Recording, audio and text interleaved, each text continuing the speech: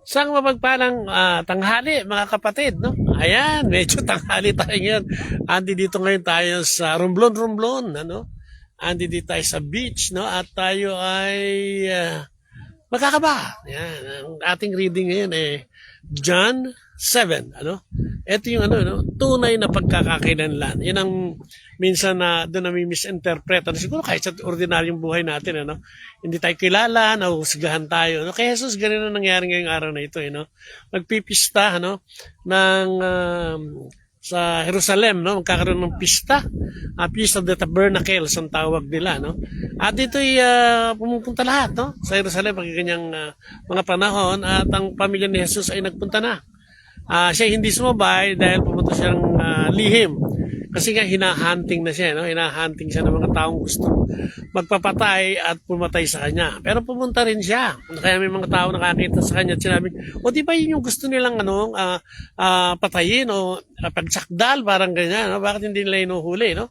Sapagkat lumalabas ng isang bagay, hindi pa panahon ni Jesus at hindi pa nakatakda o tinatakda yung panahon na kung saan siya isasakripiso ang kanyang buhay. Hindi nila kikitilin ito. No? Nagkaroon ng pagpayag si Jesus bilang isang sakripisyo para sa ating mga ordinaryong tao, sa ating mga tao, no?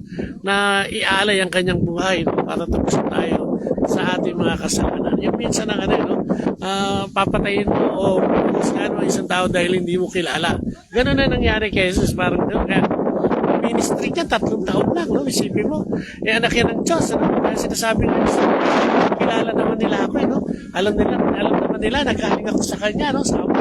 Pero ganun pa rin, dahil na sa sariling paniniwala at sariling opinion, no? Sariling paghusga, no? Ganyan ang tayo, tayong mga tao. Kaya nga siguro, isa ito sa mga emphasis, no?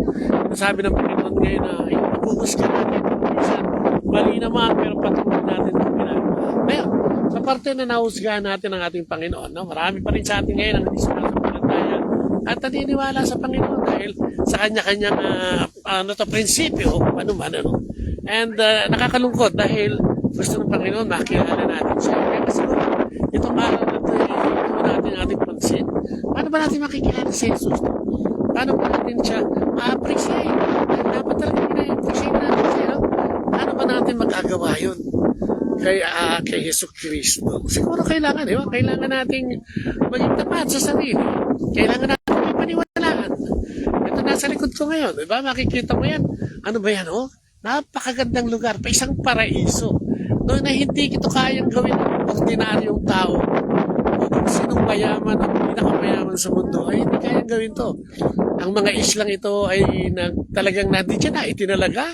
Ang dagat, ang karkatan, ang mga ani, no, mga isda, at kung ano-ano pa, ay nandyan na lahat dahil sa kapangyarihan at pagbibigay ng grasya ng Diyos Ama. Di ba? Nilikha niya ang 7 araw ang sandaigdig, no? At nilagay lahat yan ng pangangailangan natin. So siguro dapat ngayon, lalo ngayon, Semana Santa, concentrate tayo. Paano nga ba natin makikilala si Jesus? Hindi kasi pwedeng kilala lang, no? So ano pwede natin gawin? Tayo lumapit sa Kanya, no? Na nakatiklop ang tuhod, no? Magpakumbaba, matutong magmahal, no? At higit sa lahat, matutong sikaping makilala ang Diyos sa pamamagitan ng pagsasaliksik. Saan ba yan nagaganap? Diba? Pwede bang tumubo na lang ito? Kailangan natin kilalanin na may Diyos. At yun ay si Jesus, ang Ama, ang Anak, at ang Espiritu Santo, no? Na sila ang pangunahing karakter, no? Sa ating buhay o sa ating kinalalagyang mundo. Sila lahat ang may likha nito at wala tayo. Ni kahit isa dito, no? Dumating tayong wala at aalis tayong wala. So ano pwede natin gawin, no? Magbasa ng Biblia, makinig sa mga tao, religyoso, no? Magsimba, no? Mag-umpisa, gawin ng sakramento, magkahalubilo, no? Mag-aaral, maglingkod, no? At dito kasi pagka tayo nakikihalubilo, dito natin nakikilala si Jesus yung sa pamamagitan din ng ating kapwa-tao, sa pamamagitan ng kanilang pagbabahagi. At yun ang pinakamagandang pangyayari sa buhay natin. Si Kristo ay nagbahagi, ay binahagi niya ang kaharian ng Diyos. Sa kaharian ng Diyos ay talagang may ibuhay na walang hanggan na yung inaalok sa ating lahat, ano? Kaya siguro, yun ang gawin natin ngayong mahal na araw. May mga makabakasyon dyan, ano? At ay kailangan ilagay natin at sikapin natin na talagang tumbukin, ano? Tumbukin. Ano ba yung talagang pananampalataya natin? Paano ba tayo magkinarap sa hinahanap ng Diyos na buhay na walang hanggan? At sa buhay na maayos at masagana dito sa buhay na kinalalagyan natin ngayon buhay na ito. No? Huwag natin kalimutan na ang pagtawag ng Diyos ay talagang tuloy-tuloy. Kaya kung magbabasa ka ng Biblia, marirealize mo na araw-araw ay pinaalalahanan ka ng Diyos. But then, hindi na tayo nagbabasa, no? Ini-ignore pa natin siya. Totoo may Diyos. Ako siguro, lagi ko na sinasabi na isa ako sa saksi na may Diyos at kayang baguhin ang buhay natin kung ano man yung kinasasadlakan natin.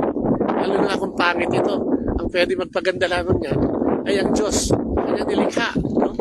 At ang kanyang pag-ibig sa ating lahat. Amen? Huwag natin kalimutan, ano? Huwag natin kalimutan, tumawag sa Diyos, kumuha ng mabuti, magpakumbaba, at be obedient. Sumunod tayo sa Diyos. Mayroon 10 utos, ginawang 2. Mahalin mo siya, una sa lahat. Mahalin mo yung kapwa, katulad ng iyong sarili. At hindi ka magkakamali, no? Patuloy tayo mag-aral. Patuloy tayo maglingkod sa Panginoon. Patuloy tayo maglingkod sa ating kapwa. No, ha? At makihalubilo tayo sa kapwa natin mga Kristiyano. Para tayo matuto. Yan ang umpisa. Gawin ng sakramento. Mangumpisal, di ba? Huwag tayo mag-asawa, magpakasal. Di ba? Yung mga ganun. Magkumunyon. Ginagawa natin yan eh. Yan ay mga tradisyon. Tradisyon o kultura. Diyan ano na talagang ginagawa natin. Sumunod tayo dito kasi sa pagsunod, di ba? Obedient. Tapos maging madasalin tayo. Ilagay natin ang ating sarili sa estado lagi ng pagdadasal, no? At maging mapagpakumbaba para lalo tayong mapalapit sa Panginoon sa pamamagitan din ng ating kapwa. Paggawa ng mabuti para sa ating kapwa. Amen? Ngalan ng Ama, ng Anak at ng Espiritu Santo. Amen. O Panginoon, salamat po. Naku, ito yung nasa likod ko, Lord. At ikaw ang may likha nito. Ikaw lang ang gumawa nito. Tanging ikaw lamang ang kayang gumawa ng mga ganitong bagay. At ang iyong kapangyarihan lamang ang kayang makagawa ng mga ganitong bagay. So Lord God, tinataas ko sa iyo ngayon ang aming sarili. Tinataas ko sa iyo ngayon ang aming pananampalataya. At higit na tinataas ko ang pagkilala sa iyo, Panginoon. Na naway lagi ka naming makita sa aming buhay. Magawa ang iyong mga ninanais para sa buhay na ito, Panginoon. At makatakbo kami, makalakad sa iyong landas, sa iyong ilaw ng buhay na ito, Panginoon. Tinadalangin din namin, Panginoon, ang ng programang ito, ang mga kaguluhan, mukhang maging lokal at international na gulo, mga sigalot ng pamilya, mga may sakit, Panginoon, at lahat ng mga mayroong mabigat ng hindi lang ng katawan, kundi ng buhay ngayon. Ang sandaling ito itinataas namin sa Lord na naunang puwalang pumatnubay sa amin. Asa kami sa iyo, Lord God.